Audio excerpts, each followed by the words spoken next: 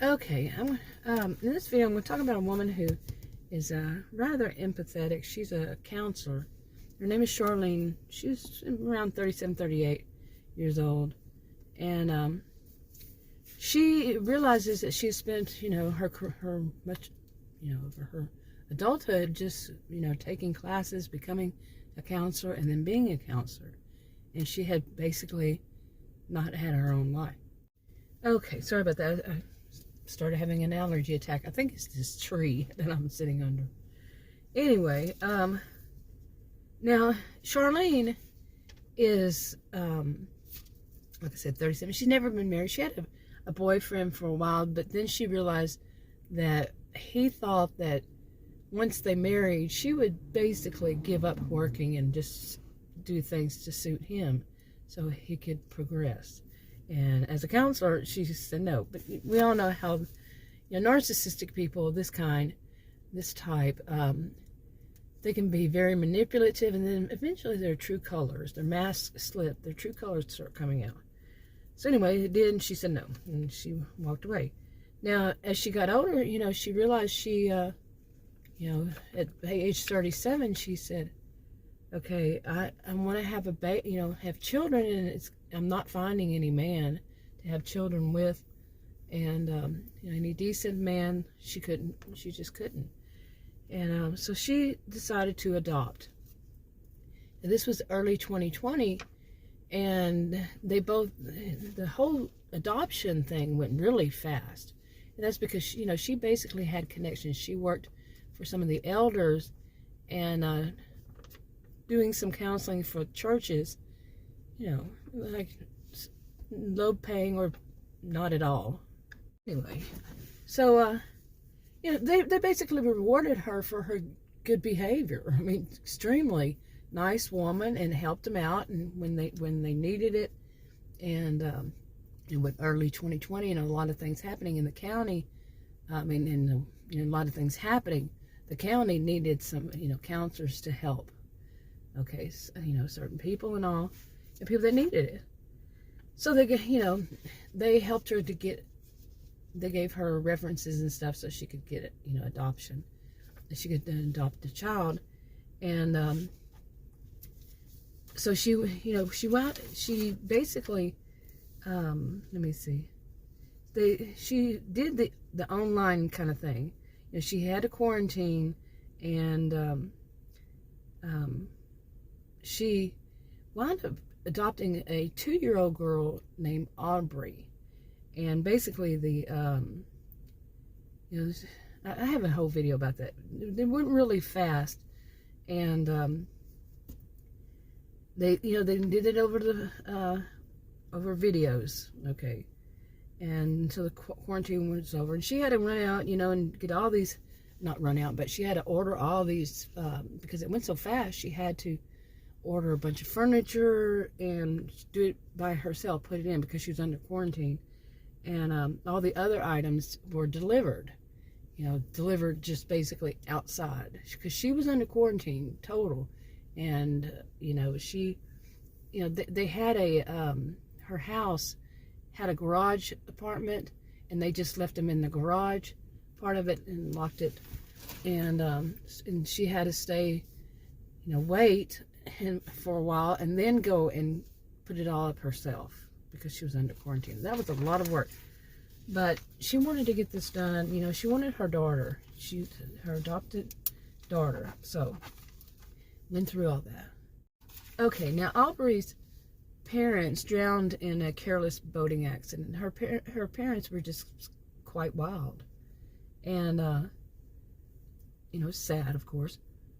And her 2 sets of grandparents were elders of the county. Now the elders, there's a huge amount of elders in the county, and they basically run the county, things in it, and they had to be split up at one point into different. They stay on farms. They were dude ranches, actually, and they have little mansions on them, and they all split up and were on those.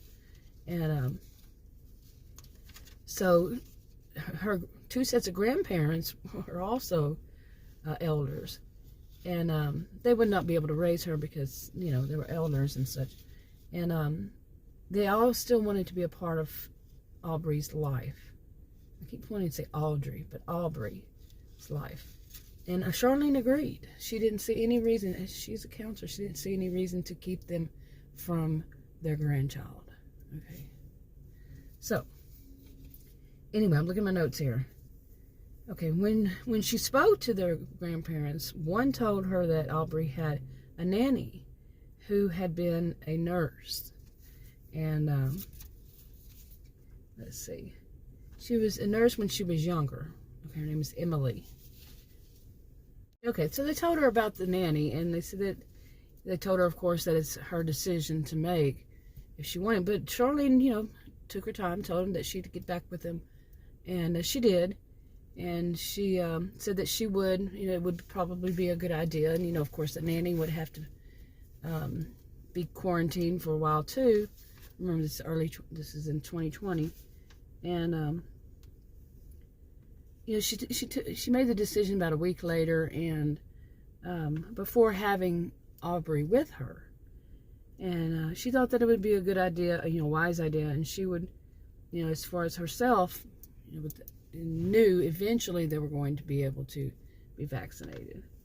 And so, you know, as a healthcare professional, she would be the nurse first. Maybe it was not early 2020.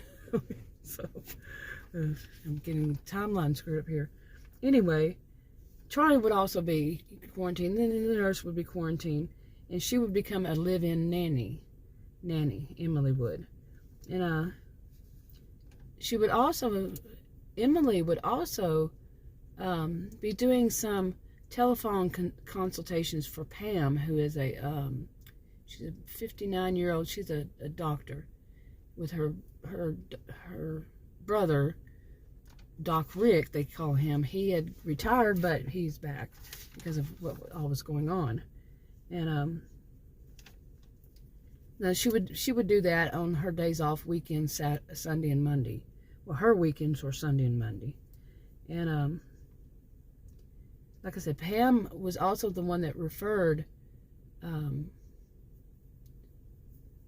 No, Pam was not. That's something else. Okay. Anyway, all these kinds of things back then, they had to be done over the phone. It was a lot of, you know, trying to adopt a child, get everything together, and get a nanny. Now, Charlene, she took off from counseling. She did a little bit, but she didn't take any new clients, and she wasn't going to any place. It was all over the phone. So she wasn't going to the churches to do so. But she worked it out to where she wasn't working very much, so she could go through this process.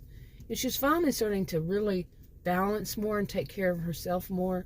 But before, she, you know, she was thinking eventually she would get married and, you know, have children that way. But she was glad she could adopt. Okay, anyway, I just wanted to get out this.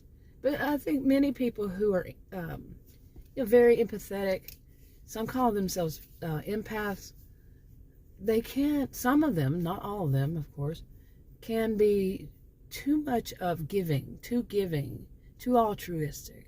And that's what Charlene had to realize, how altruistic she was. And she wasn't, you know, thinking enough about herself. Now, as a counselor, some would say, well, she should have known. But see, it doesn't work that way. You know, you can't be quite as objective about yourself as somebody else could. Nobody was cluing her in. And it's too subjective to counsel yourself. But anyway, I wanted to get this part out, and this is part of a hypothetical fictional story, part of a series it's all for entertainment only. It's all hypothetical fictional. Like I said, read the disclaimers in the description box below this video on YouTube. It's all copyrighted to me. And anyway, I thought I'd get that out. Talk to you on another video. Bye.